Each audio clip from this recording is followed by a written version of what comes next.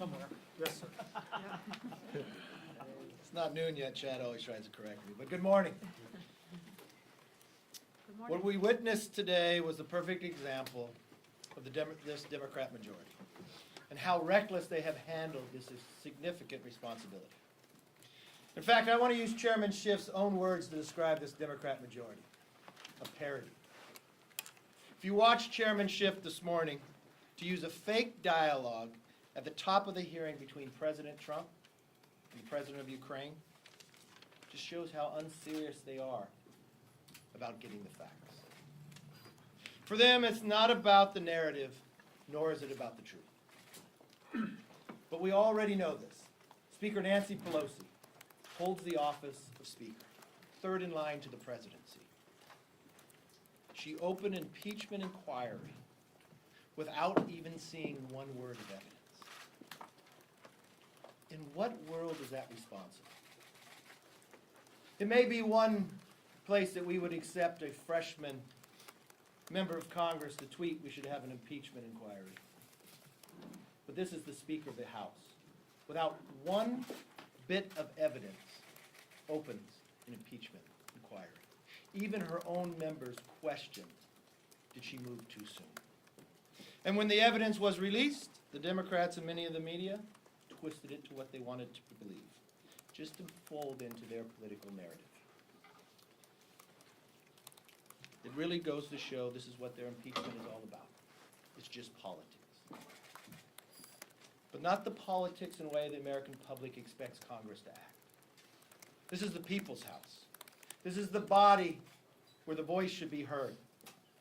Not one voice in the Speaker, but the voice of the millions of Americans who lend it to their representative.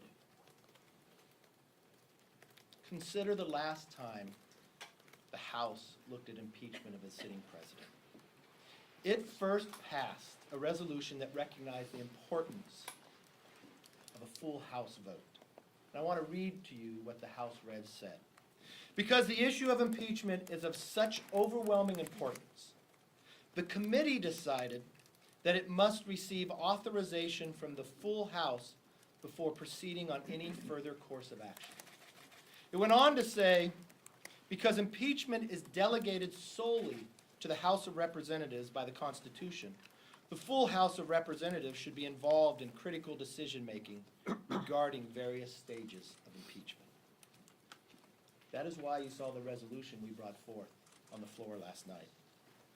As we depart for a 2-week recess, every member owes it to their constituents. The constituents are the ones who lent their voice to the members for 2 years. And they should be very clear on where they stand. And if Speaker Pelosi refuses to seek approval of the whole House in this critical decision, as is in the long-standing practice of this body, taking the importance of what we're looking at today, I will again give all members the opportunity to go on record on this matter. I ask every member to take this vote seriously. America is too great for a vision so small of just impeachment and investigation. The Democrats promised they would be different if America trusted them with the majority. They have failed the American public. They've gone against the rules of this House simply for one thing: their own politics. We had a Speaker of the House move to have impeachment inquiry without one word of evidence before she even read it. Now the evidence is out, and I think she owes the American public an apology. Yes. Leader McCarthy, you said a lot about Democrats, but what you didn't do is defend the president. Is the president defensible in this case? Yes. What in this case rises to impeachment? This is a president of the United States that had a conversation with a leader in another country. Never before has a president had to put forth their conversation. The reason why he had to put forth his conversation, a whistleblower who did not hear the conversation, does not have any primary source about anything else, And now he released it not just to the members of Congress, but to the entire world. That just weakened America's national security for every president in the future. And when you read the transcript, tell me one thing in there that is impeachable. But tell me this, the Speaker of the House moved for impeachment against the rules without having the full body vote for it, without one bit of evidence. You have a lot Yes, of. sir. Thanks, Mr. Leader. Whether or not it is impeachable, and that's debatable. I think it's very clear that it's not. Can you comment on the president asking Zelensky to investigate Joe Biden, somebody who he might run against for president next year? Okay, let's be very clear. The president did not ask to investigate Joe Biden. What he asked the president of Ukraine to do is to participate in an open, from the AG, investigation of what transpired in 2016. That is lawful. For us to look for another government to actually participate in an open investigation of what happened in 2016, because we want to make sure that never happens again. Right, but he also asked, if I could follow up, he also asked Mr. Zelensky if he can look into the former vice president and his son. Yes, Ukraine, this was about events previous, but we all know that he might run against Joe Biden next year. What about the propriety of him doing that versus a formal government investigation by the DOJ or the FBI? President did, what you're reading and what you're trying to my belief, is you're misstating. When you read what the president said, when he said, "I have a favor," for you to work with the AG in an open process. 540 words later before Biden ever comes up. The president doesn't ask anything in that belief. What he says is what a lot of us have real concerns with. Ukraine has a challenge with corruption. You have the vice president openly saying he withheld $1 billion in 6 hours to fire a prosecutor. You have the president's son being paid from a company that's being investigated. I think everybody understands that should be looked at any time you're moving forward, that Ukraine is actually able to clean up their corruption. But let's be very clear. When you read the transcript, the president says, when he uses the word favor, that everybody has been misquoting here about what transpires afterwards, to participate in an open investigation by the Attorney General, which is totally lawful, of something that transpired in 2016. Nothing about a further election, nothing about Biden in the further election either. Leader Yes, ma'am. McCarthy. Congressman, I was wondering what you think of the whistleblower allegation that White House officials stored this phone transcript in a more secure location instead of how they usually store these records. Okay, you have a whistleblower that has no primary sources. But I don't- what if it were true, though? What if it was true? Okay. You have the entire transcript. So is there a concern that you have what's going forward? Now, could I see why you would want to put it on a more secure server, knowing that earlier in his administration, a conversation with another leader from Australia was put forward? Or I watched a New York Times anonymous editorial working within the White House want to do anything to undercut him? I think in the world of technology today, yeah, people should secure what's going forward. But if that is a question of a doubt of anybody out there, like somehow that was a misdeed, you have the entire transcript. You have the entire phone call. So I don't see how that even comes into Leader question. McCarthy, thank you. Yes. Do you see no risk politically for you or other Republicans defending the president on this? And have any of them come to you and say, look, you know, this is kind of shaky and we have a problem with being foursquare behind the president on this issue? Let me be very frank with you. We're at a point in time, I don't think about political risk. I think about the fiber of this nation. We're not talking about something small. Think about what we're talking about right here. Think about what the Democrats have just done to this country in the last week or in the last 2 years. They're talking about impeaching a sitting president that they have no crime for. The leader of the free world. They have an individual, the head of Judiciary Committee, that campaigned for that position based upon he would impeach the president. It goes beyond politics. This affects every American, not just every American, it affects the world. But what It affects our strength as a country. It affects our economic ability. You know when the Democrats ran for asking the American public to give them the majority? They promised they would be different. We have United States, Mexico, and Canada agreement. Mexico already has agreed to it. Canada is waiting on us. It guarantees more jobs and a stronger America, but we cannot do this. We have a crisis along our border, but we cannot do anything about that. We have surprise billing, where Americans go into their own network, into a hospital, they believe it's fine, they walk away with a bill they never should have received, but we can't do anything about that. We have an ability to lower prescription drugs. We can't do any of that, because you know why? The Democrats are the one who are playing politics with this. But to be, I do not care about politics anymore. I care about this country, I care about the fiber of who we are, and I care about the future. and if that's the case, what you're saying here then is everything is defensible. Is that fair? Let's raise the Is that fair? question here. The president has released the entire transcript. There is nothing in that transcript that rises to impeachment.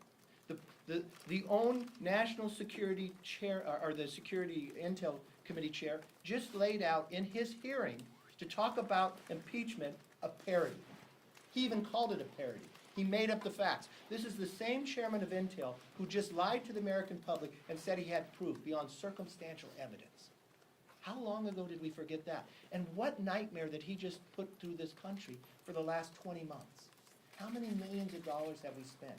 The FBI, everybody else we have gone through. Why do they continue this? And it goes to the heart of your question. It's about politics. But I think there is a moment in time that people should put the country first. Yes, Ms. ma'am. McCarthy, in the whistleblower report, the whistleblower says that he or she spoke to multiple officials with the direct knowledge of this incident. So it's sort of a two-parter. One, I'm wondering what you make of that. Do you think that lends credence to the whistleblower's account? And second, it's clear that, with all due respect, despite what you said about the White House releasing the transcript, it actually was not a transcript. There was apparently a verbatim, word-for-word transcript of the call that has not been released, and I'm wondering, would you support releasing that word-for-word verbatim transcript? Do not know of what you speak there. This is the transcript of the conversation. Look at the notes at the bottom of the transcript, and it'll show you the way that it's taken and where it's at. You're asking about a whistleblower who was not on the phone call. Everything when I read the whistleblower, which is now unclassified for the entire world to read, not one thing that the whistleblower brings forth is from a primary source themselves. It's always, I talked to somebody else. It's hearsay with somebody else. Well, that was just Hearsay put, from that those was with just put direct to rest by having the transcript. The transcript gives you what President Trump and what the President of Ukraine said. It's for the American people to see.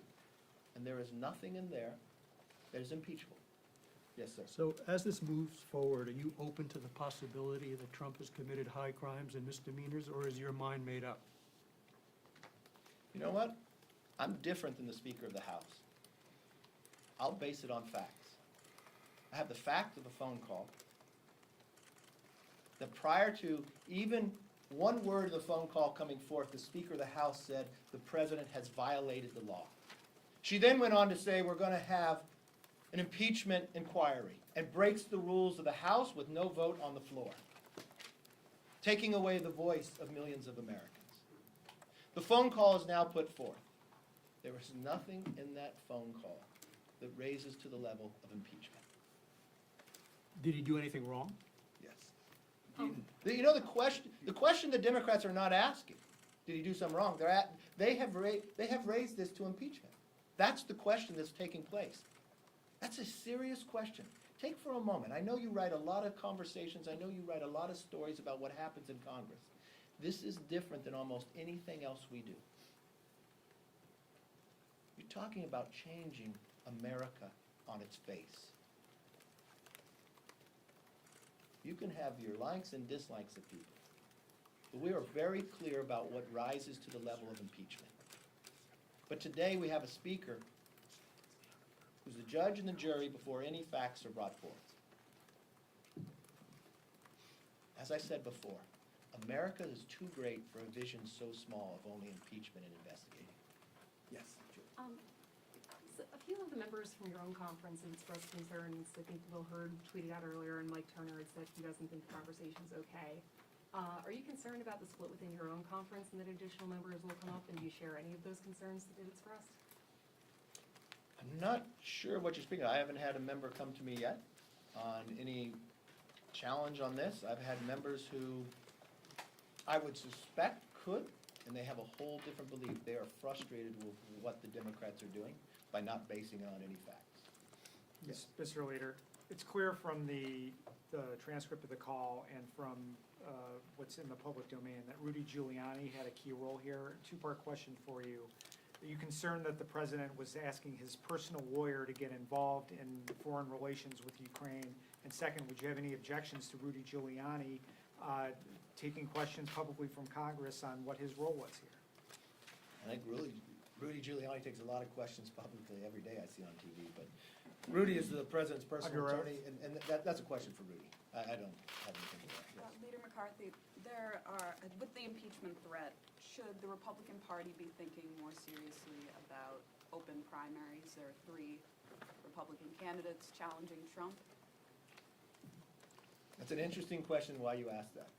If I look at this and all based on its facts, as a Democratic Party, I'd be really concerned about the former vice president who's leading them in the polls. Because I think he has a lot of questions to answer. Hunter Biden, no experience, gets hired by an energy company that's under investigation at the time. At the time, Hunter Biden's father is the vice president of the convoy to represent America with Ukraine. Hunter Biden flies on Air Force 2. When he comes back 10 days later after going to China, lo and behold, his brilliance inside energy, which I didn't know he had any experience with, gets $1.5 billion from China. He also gets a $50,000 payment every month from Ukraine from a company that's being investigated. His father, as vice president of the United States, in his own words, tells the president of the time of Ukraine, you got 6 hours to fire a prosecutor who's investigating this. If not, you don't have $1 billion. The president of Ukraine goes back at him and says, you can't say that. President Obama has promised us this. He says, no, I have the power. I'm leaving in 6 hours. And lo and behold, former Vice President of the United States, Joe Biden, brags of his ability of getting him fired. Again, I don't play politics with this, but if you wanted to ask a political question based upon a party, that's a party I'd be afraid about. That is within a party. I want to know where the Democrats are rising up to wonder about that question, to wonder about what went on there. Answer me this. Would Hunter Biden got any of those contracts if his name was Hunter Smith? And if he flew United to China? I think not. Now, the thing that hasn't come up yet, I don't think, is the issue of the funding for Ukraine. The whistleblower complaint states that was held up directly by the president. This was a process that didn't go through normal channels in the executive branch or in Congress. And in the transcript, there's a comment by the president of Ukraine about weapons and aid to Ukraine that directly precedes the president's mention of a favor. Can you speak to both the president holding that funding and that mention of funding for weapons and then the mention of a favor? Okay, let's just deal with it on facts. Facts show that the President of the United States, Donald Trump, gave funding prior and after of the time we're talking about. If you watch where prior to this, you're taking the word of a whistleblower who says they were not on a phone call, and everything that they allege, they heard from somebody else. Now we have people with primary sources. You could take Senator Portman. Inside, you take the president himself, the word he gave to the American public that he was very concerned about Europe and what their responsibilities to help Ukraine, based upon the location of where they are to Europe and others. Now we get the conversation and the transcript. Lo and behold, what the president told the American public is what he said in that phone call. Lo and behold, the president of Ukraine says the exact same thing. So based upon all the facts, no, I'm not concerned at all. If you go to Senator Portman, who made a phone call to President Trump, he gave you the exact same conversation that he had with the president prior to the transcripts even coming out. So, if I take primary source, the president, the president of Ukraine, Senator Portman, and the actions, I think there becomes a point in time that you have to accept the truth and the facts. Last question. Yes, do you support the whistleblower coming before and testifying before Congress? I don't have a problem with whistleblower coming forward, but what I'd like to see with the whistleblower, because I'd like to see a lot of questions. Who this individual is. I know the IG says that there's political bias, he or she. But everything the whistleblower brought forth was nothing that the whistleblower witnessed personally. Take the players out of it. Put yourself in a situation that you would be in a jury. And someone's going to come forth and say, I heard this, and I heard this. And another person's going to step up and say, I was there. I witnessed it all. And it was totally contrast to what the person who told you they heard a lot, but they never witnessed anything. Where would you weigh the verdict? And all we ask is that the Democrats give the same respect they should give to every other American to this President of the United States. Thank you.